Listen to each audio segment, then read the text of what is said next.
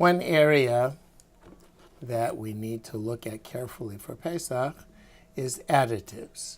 Many additives and processing aids are of concern.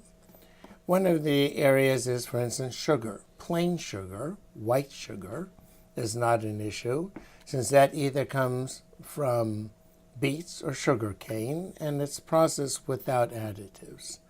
On the other hand, when we look at a brown sugar, a light brown or dark brown sugar, additives definitely are in the product.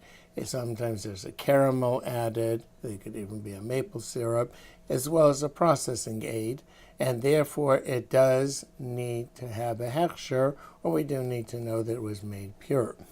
In the case of a pure natural sugar, those are always fine. On the other hand, confectioner sugars are not. Those definitely take a special hashgacha for Pesach. Fortunately, the CNH, which is readily available throughout the country, is always certified OKP. If you look at the side of the product, you'll find the hashgacha. Salt has an interesting additive. This particular salt, by Hain, says this salt does not supply iodide, a necessary nutrient. That's the reason why this one is good. The iodine is not really an issue. On the other hand, it's glued on with corn syrup. And that corn syrup, of course, is an issue for Ashkenazim as kitnios.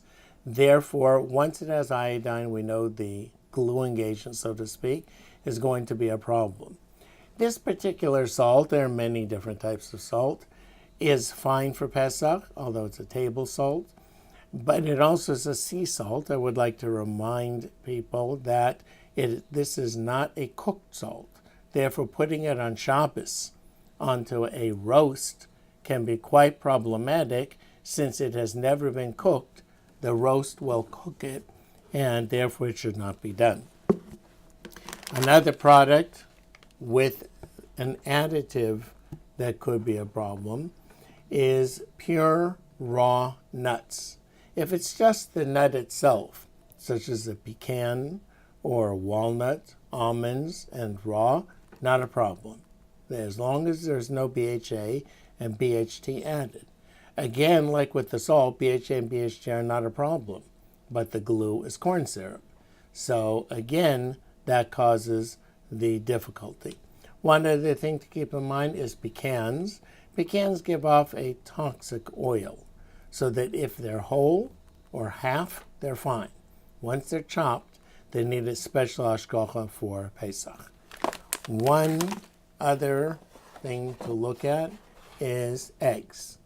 Eggs generally are fine, and that really is true of natural eggs, fertilized eggs, unfertilized eggs, with omega, with citric, they're all fine.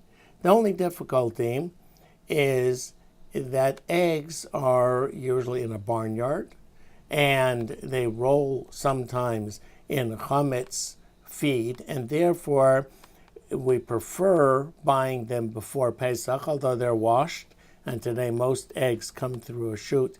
Don't touch the food. Nevertheless, the minhag is to try and get pre-Pesach eggs. Otherwise, all of the eggs that are natural, that are regular eggs one buys in a store, are fine for Pesach.